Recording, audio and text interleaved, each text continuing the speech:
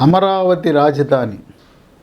అమరావతి నడిబొడ్డులో ఆంధ్రప్రదేశ్ ముఖ్యమంత్రి చంద్రబాబు నాయుడు సొంత ఇల్లు నిర్మాణం చేసుకోబోతా ఉన్నాడు. ఆయనకి ప్రభుత్వం తరపున ముఖ్యమంత్రి కార్యాలయము నివాసం ఇచ్చిన ప్రభుత్వం కేటాయించే భవనాన్ని క్యాంప్ ఆఫీసుగా వినియోగించుకుంటూ సొంత నిధులతో ఆయన అమరావతిలో 25,000 చదరపు గజాలు అంటే సుమారు 5 ఎకరాలు దాన్ని భూమి కొనుక్కుని త్వరలో ఏప్రిల్ 9న భూమి పూజ చేయబోతా ఉన్నారు. ఈ యొక్క ఇంటి నిర్మాణం 2 సంవత్సరాల కాల వ్యవధిలో పూర్తి చేయాలనే ఆ సంకల్పంతో లోకేష్ బాబు, చంద్రబాబు నాయుడు కుటుంబ సభ్యులు దానిపై దృష్టి సారించారు. ఇది ఎక్కడ అంటే N10 E6 ఈ జంక్షన్లో సీడ్ యాక్సెస్ రోడ్డుకి సమీపంలో ఆయన ఇల్లు నిర్మాణం చేసుకుంటున్నారు.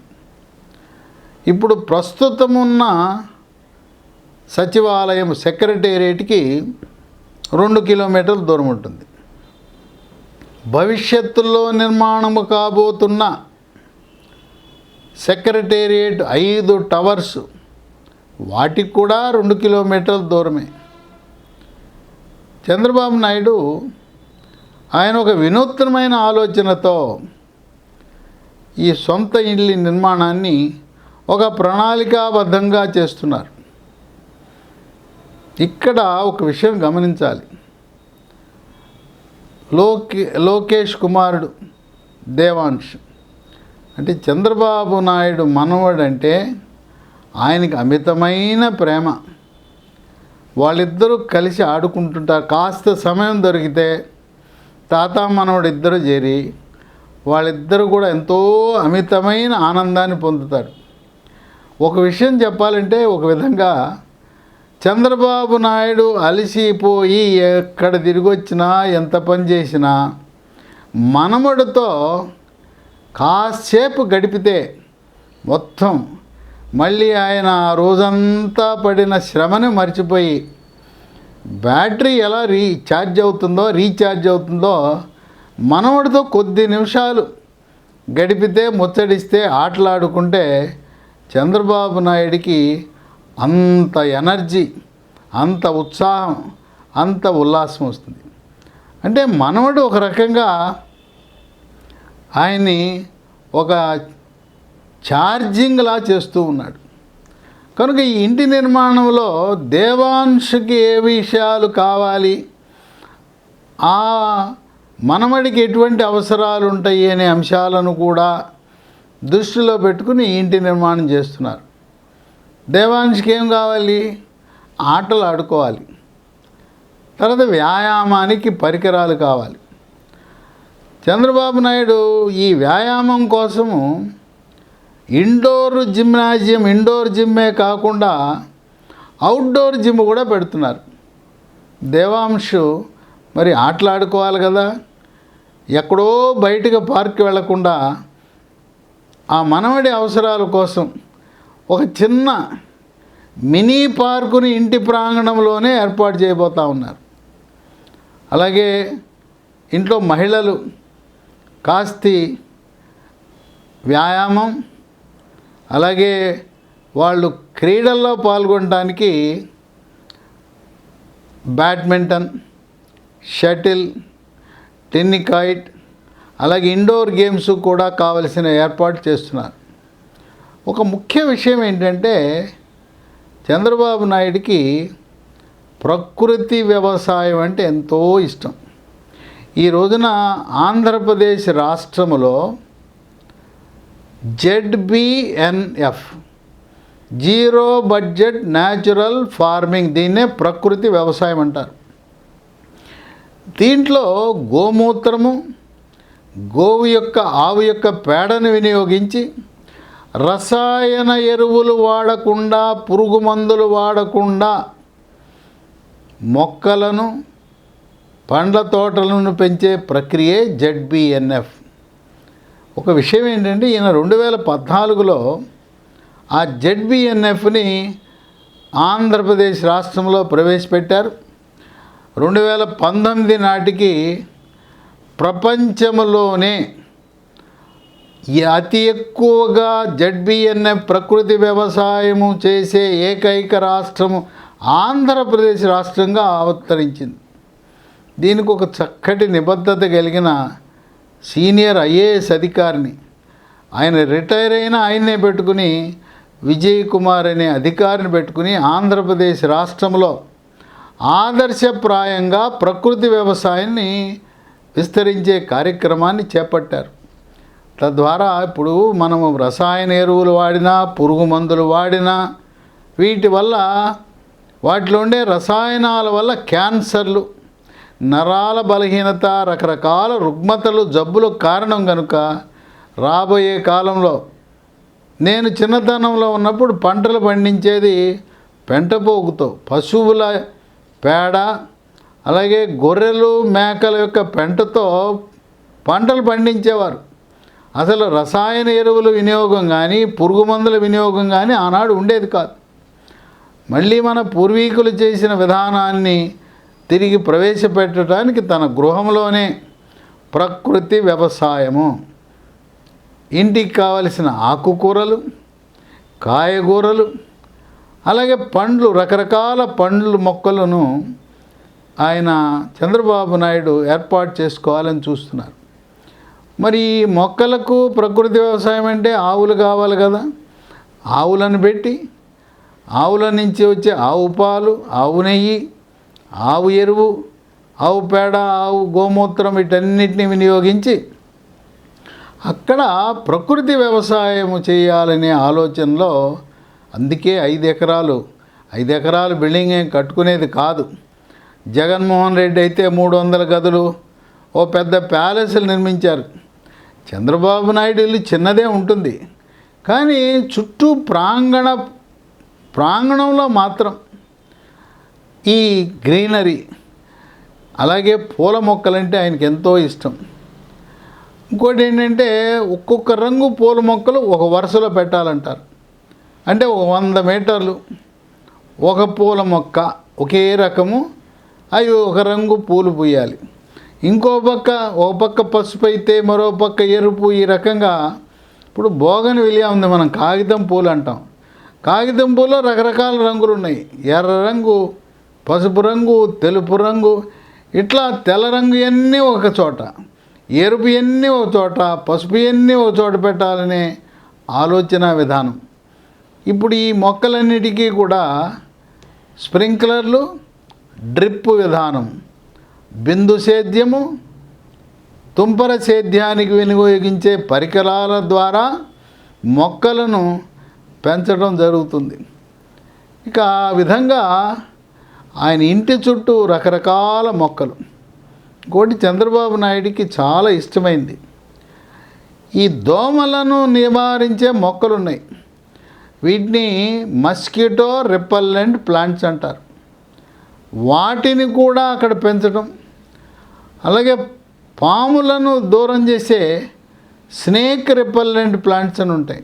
ఇక వీటితో పాటు సుగంధ ఔషధ మొక్కలు ఉన్నాయి, మెడిసినల్ అండ్ అరోమాటిక్ ప్లాంట్స్.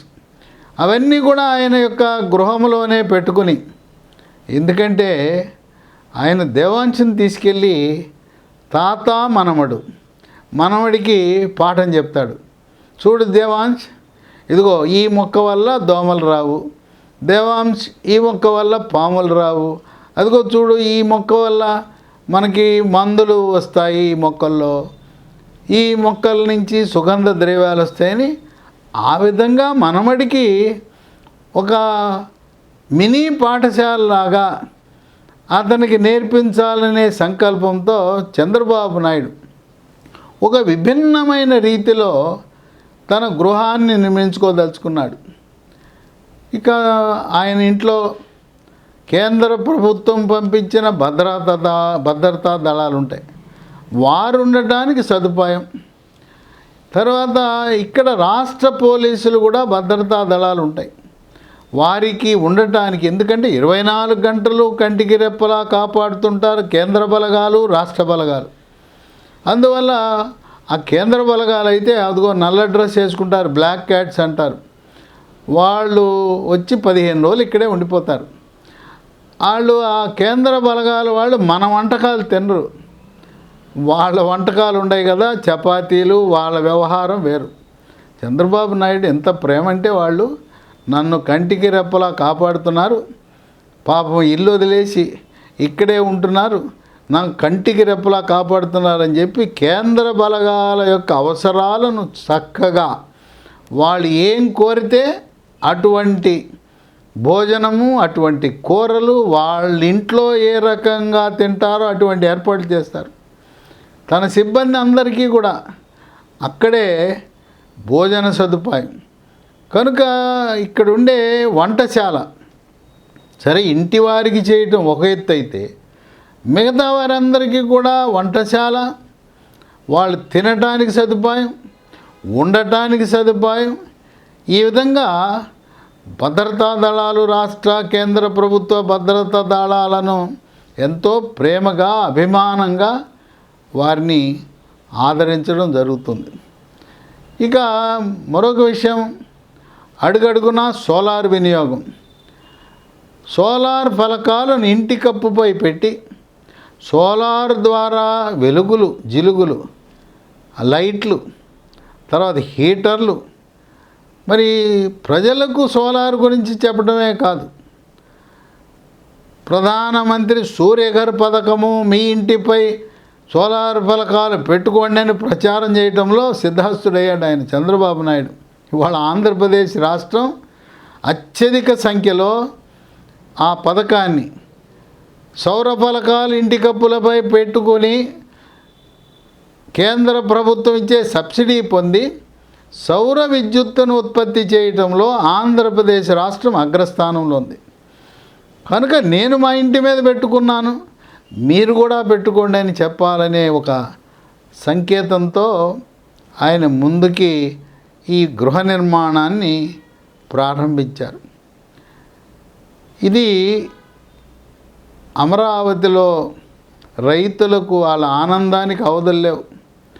అబ్బా, చంద్రబాబు నాయుడు అంతటి వాడు వచ్చి ఇక్కడ ఇల్లు నిర్మాణం చేసుకుంటే మా జన్మ ధన్యం. ఆ చుట్టుపక్కల ఇప్పుడు ఆయన కొన్నది ఎక్కడి నుంచి? ప్రభుత్వం కేటాయించింది కాదు, గవర్నమెంట్ ఇచ్చింది అనుకుంటున్నారా? కాదు. రైతులు ల్యాండ్ పూలింగ్, భూ సమీకరణ కింద ఇచ్చిన పొలము బదులుగా వారికి నివాసయోగ్యమైన ప్లాట్లు ఇచ్చారు. ఏదైతే రైతులు నివాసయోగ్యమైన ప్లాట్లు ఉన్నాయో రైతుల నుంచి కొనుగోలు చేశారు చంద్రబాబు నాయుడు. ప్రభుత్వమే ఇవ్వలేదు, ప్రభుత్వ భూమిని ఏం కేటాయించలేదు, సిఆర్డీఏ ఏం కేటాయించలేదు. రైతులు చంద్రబాబు నాయుడు కొనుక్కుంటున్నానంటే సంతోషంగా ఇచ్చేశారు. మాకు ఎంత అదృష్టం అని చెప్పి ఇప్పుడు చంద్రబాబు నాయుడు ఇంటి చుట్టూ అక్కడ ప్లాట్ల రేట్లు ఎట్టున్నాయంటే మామూలుగా లేవు. ఇప్పటికే గజము 50,000 నుంచి 80,000 వరకు ఉంది అమరావతిలో. ఎకరాల లెక్క అయితే 4 కోట్ల నుంచి 8 కోట్లు ఉంది. ఇక ఎట్లయినా చంద్రబాబు ఇంటి చుట్టుపక్కల ఉండాలని ఎవరు అమ్ముతారా అని ఆసక్తితో అక్కడ రేట్లు పతాక స్థాయికి వెళ్ళిపోయినాయి. ఇక ఇది చంద్రబాబు నాయుడు నివాసం. చాలా చక్కటి స్థలాన్ని ఎంపిక చేసుకున్నారు. ఇప్పుడు ఆయన N10 రోడ్డు. N10 రోడ్డు అంటే ఇది నిడమర్రు ఉద్దండరాయనిపాలెం రోడ్డు 16.3 కిలోమీటర్లు ఉంటుంది. ఇక ఈ రోడ్లో ఎన్ని సంస్థలు ఉన్నాయంటే విట్టు, వెల్లూరు ఇన్స్టిట్యూట్ ఆఫ్ టెక్నాలజీ ఉంది, SRM యూనివర్సిటీ ఉంది. ఇప్పటికే విట్టు SRM కళ్ళు తిరిగేలా ఉండే టవర్లు లేపేశారు. అక్కడికి వెళ్ళి చూస్తే విట్టు వాళ్ళ SRM వాళ్ళ భవనాలు ముంబైలో నారిమన్ పాయింట్లు ఎట్టా టవర్లు ఉన్నాయి, ఎలా ఉన్నాయి. ఆ 2 ప్రాంగణాలు చూస్తే న్యూయార్క్లో ఉన్నట్టుగా ఉన్నాయి. విట్ ఉంది, ఎస్ఆర్ఎం యూనివర్సిటీ ఉంది. ఇప్పుడు అదనంగా మరో కొత్త సంస్థ కూడా అక్కడ ఏర్పాటు కాబోతూ ఉంది, XLRI, Xavier Institute of Management. అలాగే కేంద్ర ప్రభుత్వ సంస్థ అయిన National Institute of Fashion Technology NIFT, RBI Reserve Bank of India కార్యాలయం, CPW Central Public Works Department యొక్క కేంద్ర కార్యాలయం, అంటే ప్రాంతీయ కేంద్ర కార్యాలయం. అక్కడ ఒక గ్లోబల్ స్కూల్ కూడా వస్తుంది, international school, rayon global school. ఈ విధంగా N10 రోడ్డు మీద ఉంటే చంద్రబాబు నాయుడు ఇంటి సమీపాన ఇంత ప్రాముఖ్యత కలిగిన సంస్థలు ఉన్నాయి. ఇక E6, ఎందుకంటే ఇది N10 E6 జంక్షన్ కదా, E6 రోడ్డు మీద. E6 అంటే మీ మల్కాపురం నుంచి అనంతవరం వరకు 10 కిలోమీటర్ల దూరం ఉంది. ఈ రోడ్డు నిర్మాణానికి 10 కిలోమీటర్ల రోడ్డు నిర్మాణానికి RVR అనే కాంట్రాక్టు నిర్మాణ సంస్థకు 350 కోట్ల రూపాయల టెండర్తో వాళ్ళు ఒప్పందం అగ్రిమెంట్ పూర్తయింది. ఈ రోడ్డు వెడల్పు, E6 రోడ్డు వెడల్పు 50 మీటర్లు. ఇక ఈ RVR సంస్థ మామూలు వాళ్ళు కాదు. వాళ్ళు N14 E16 జంక్షన్లో పెద్ద నివాసయోగ్యమైన సముదాయాన్ని ఏర్పాటు చేశారు. అక్కడ కార్మికుల కోసం 5,000 మంది కార్మికుల కోసం అక్కడ నివాసాలు ఏర్పాటు చేశారు. విశేషం ఏంటంటే ఇంతకుముందు నివాసాలు ఏర్పాటు చేసేవారు, నివాసాల్లో ఉండేవాళ్ళు చెంబు పట్టుకుని వెళ్ళేవారు. ఇప్పుడు రాజధానిలో ఎక్కడా కూడా 6 బయల ప్రదేశాల్లో మలమూత్ర విసర్జన జరగదు.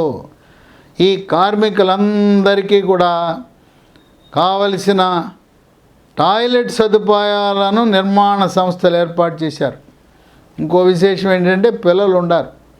ఆ పిల్లలు చదువుకోవడానికి సమీపంలో విద్యాశాఖ ద్వారా స్కూళ్ళను కూడా ఏర్పాటు చేసింది ఆంధ్రప్రదేశ్ రాష్ట్ర ప్రభుత్వం. కనుక పిల్లలు అక్కడి నుంచి వచ్చారు. ఈ కార్మికులు ఎక్కడి నుంచి వచ్చారు? ఉత్తరప్రదేశ్, జార్ఖండ్, పశ్చిమ బెంగాల్, ఒరిస్సా, బీహార్, పాపం అంత దూరం నుంచి కొంతమంది కుటుంబ సమేతంగా వచ్చారు. ఇటువంటి సదుపాయాలను నిర్మాణ సంస్థలు కల్పించాలని రాష్ట్ర ప్రభుత్వం హుకుం జారీ చేసింది. ఇక E6 రోడ్లో అది అసలు ఎక్కడి నుంచి ఎక్కడికి వెళ్తుంది? ఈ E6 రోడ్లో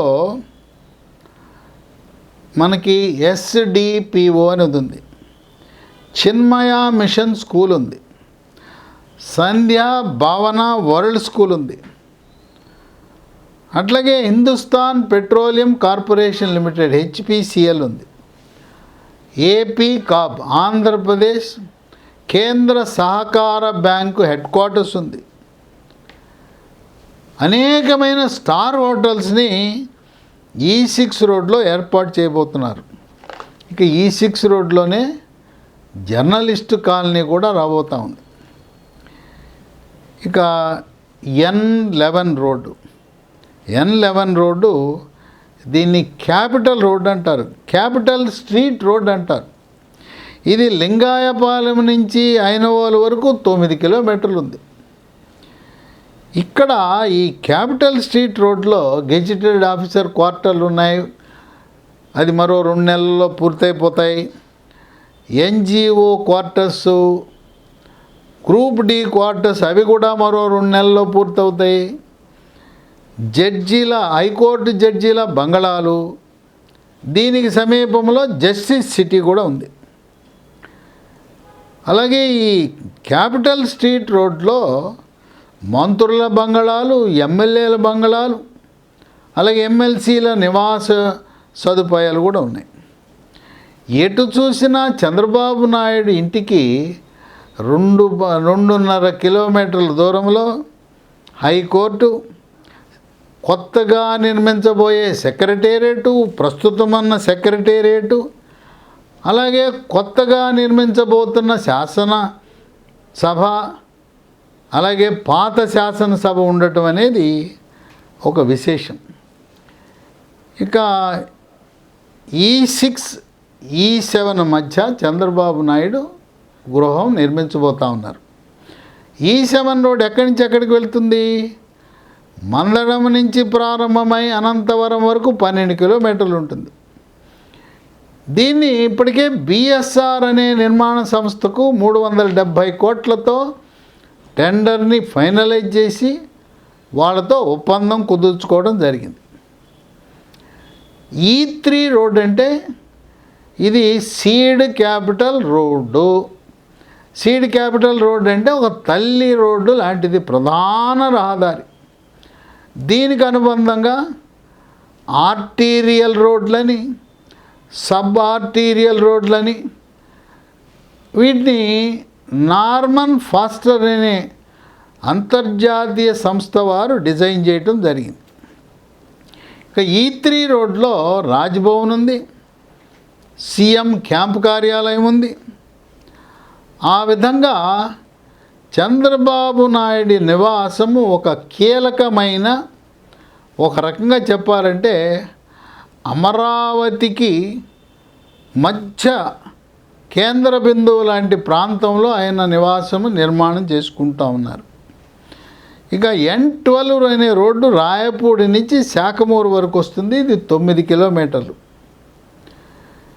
ఈ విధంగా ఈ రోజున చంద్రబాబు నాయుడు అక్కడ ఇంటి స్థలం కొనుక్కుంటున్నారు, భూమి పూజ చేస్తున్నారంటే కేవలం అమరావతి రైతులే కాదు, ఇక్కడుండే ఈ ప్రాంత ప్రజలే కాదు, యావత్ ప్రపంచ దేశాలలో ఉన్న తెలుగు వారందరూ కూడా మన ఆంధ్రప్రదేశ్ ముఖ్యమంత్రి చంద్రబాబు నాయుడు అమరావతిలో ఇల్లు నిర్మించుకుంటున్నారంట అని వాళ్ళందరూ ఎంత సంతోషిస్తున్నారంటే వారి ఆనందానికి అవధులు లేవు. ఇప్పుడు అసలు అమరావతికి వెళ్తే ఎవరైనా ఆ సీడ్ యాక్సెస్ రోడ్డు నుంచి వెళ్తే వెంకటపాలెం దగ్గర ఆ శ్రీవారి వెంకటేశ్వర స్వామి దేవాలయం అసలు భక్తులతో కిక్కిరిసిపోయి ఉంటుంది. ఈ కార్లు అయితే వందల సంఖ్యలో కార్లు. ఇది తిరుమలను తలపించే విధంగా నిర్మాణం చేయాలని ప్రస్తుతం ఒక 36 కోట్లతో నిర్మించిన దేవాలయాన్ని మరొక 150 కోట్లు వెచ్చించి ఇది వెంకటపాలెంలో ఉండే శ్రీవారి వెంకటేశ్వర స్వామి దేవాలయం, మనము తిరుమలలో ఉన్నామా వెంకటపాలెంలో ఉన్నామని ఒక్కసారి మైమరిచే విధంగా తిరుమలలో ఎటువంటి ఏర్పాట్లు ఉన్నాయో వాటన్నిటినీ కూడా ఇక్కడ తీర్చిదిద్దటానికి రంగం సిద్ధమైంది. ఇక ఇప్పుడు అమరావతికి వెళ్తే అక్కడ ఎక్కడ చూసినా భారీ యంత్ర సామాగ్రి, వాహనాల జోరు, ఇక పెద్ద పెద్ద 1 మీటరు 2 మీటర్ల వాటరు, మంచినీటి పైపులు, డ్రైనేజీ పైపులు, ఇక విద్యుత్ వైర్లు, అండర్ గ్రౌండ్ యూజీ కేబుల్స్ పెట్టడం, ఈ ఎలక్ట్రిసిటీ టవర్ల వాటిని మార్పు. ఇక అక్కడ చూస్తుంటే ఆ సందడి చూస్తుంటే అసలు ఎలా ఉంటుందంటే ఒక పండుగ వాతావరణం.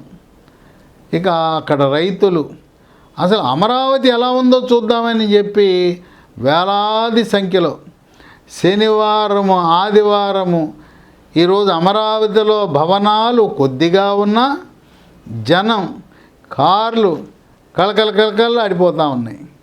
ఇక మరొక నెల రోజులు జరిగితే ఈ అమరావతి నిర్మాణం 2027 దీపావళి నాటికి పూర్తి చేసుకుని ప్రభుత్వము తరపున 60,000 కోట్లు వెచ్చించి ప్రైవేటు పెట్టుబడులు, ప్రైవేటు సంస్థలు చంద్రబాబు నాయుడు ఆలోచన ఎవరికీ రాదు. ఆయన అన్ని 10 సంఖ్యలు, అన్ని 10.